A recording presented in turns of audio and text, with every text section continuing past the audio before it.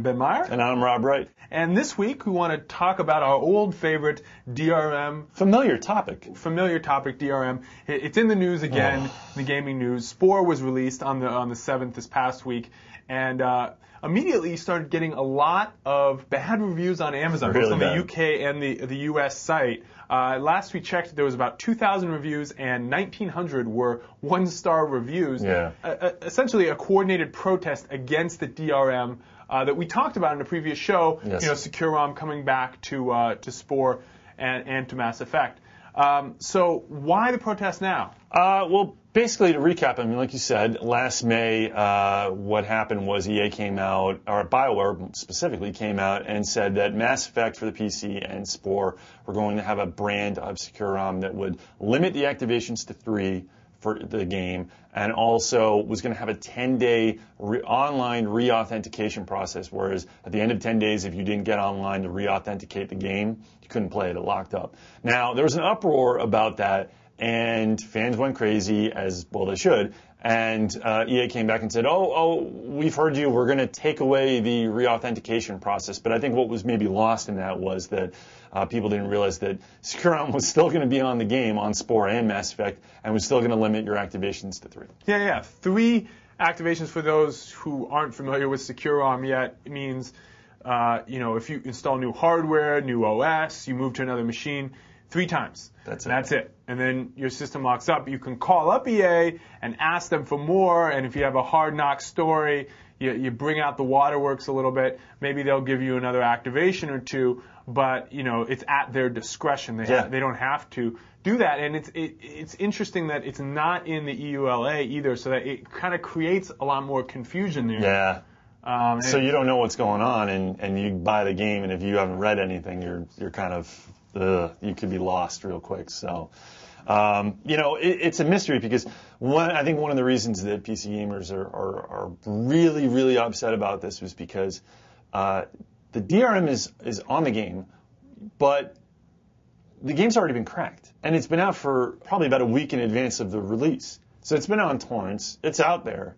Cat's out of the bag. Sure. So why are you forcing paying customers to have an activation limit when it doesn't really matter if they do copy it, because all you need for piracy is one good cracked copy, and then it just propagates through the web?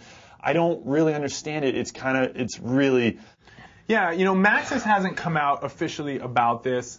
EA has kind of hinted at it. They've said that this is not as restrictive a DRM as they have in the past. Like, that's supposed to make it feel better. But what other commenters have mentioned, and I actually tend to agree, is that this kind of DRM really is not about preventing piracy so much as it is about preventing the resale market, which is also a big market, and it really makes that market a lot more difficult. All right, maybe they know that that's a foregone conclusion, and they're just focusing on, especially with a title like Spore, which is not, it's a crossover title. It appeals to hardcore gamers, but there are a lot of, non-hardcore. Right, and those people are less likely to torrent, but they would go on eBay and buy a used copy. I would hate to think that was the reason behind it, but you really don't know, and unfortunately, that's not the worst of it.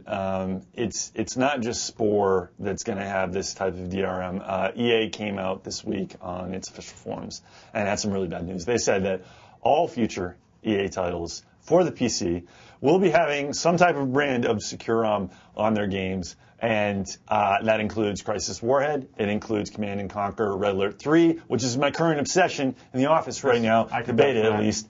And all EA games for the PC are going to have some type of version of Secure ROM. They didn't say exactly what, but it's interesting to note that on the forum they did confirm that Red Alert 3 was going to have 5 activations instead of Spore's 3 activations. It's just so arbitrary. It's just weird.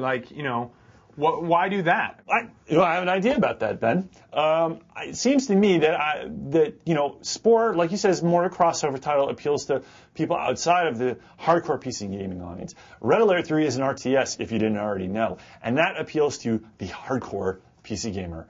And I think maybe what EA was hypothesizing in their head, maybe said, we'll throw some crumbs. We'll throw a bone to the hardcore PC gamers. We'll give them 5 activations instead of 3. Like, that's going to help It's not going to help, and it's really distressing. And I'm telling you right now, I think the backlash against titles like Crisis Warden, especially Red Alert 3, could be worse than what we're seeing on Sport, because those are more of the hardcore gaming titles for PC gamers, and they're going to be really upset. And EA's walking into an ambush. Yeah. It's not even an ambush. They already know what's going on. They see it with Spore. They probably saw it happen with BioShock last summer. Oh, yeah, definitely. I mean, this is a huge company with all kinds of research. These are big titles. They're thinking about this. They're studying it. Are they? And yes, they don't walk into this without thinking about it. And at the end of the day, the scariest part about it is they've said, this is the way forward. We're doing this on every title now. This is the way of the future.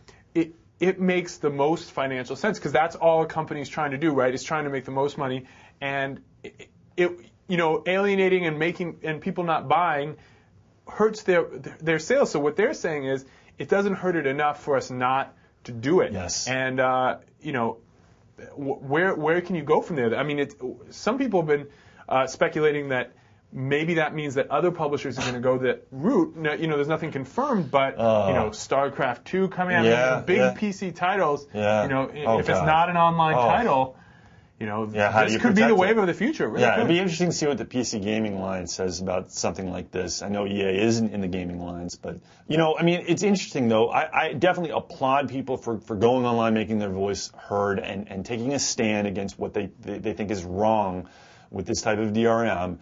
And making their voices heard, but it's not going to work. I'm not saying that people shouldn't do it.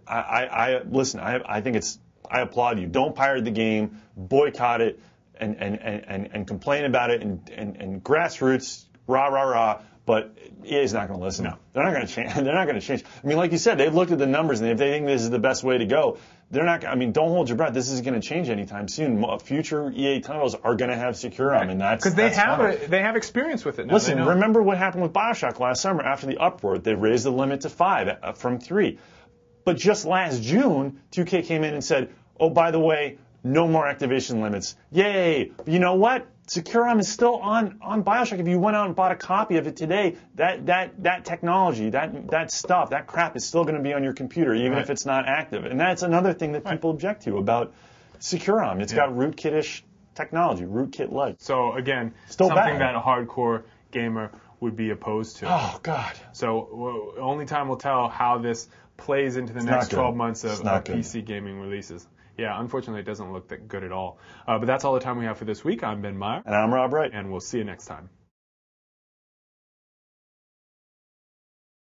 Want to do another one, or do you want to do another one? I would if you wanted to. I'll do another one. That's fine.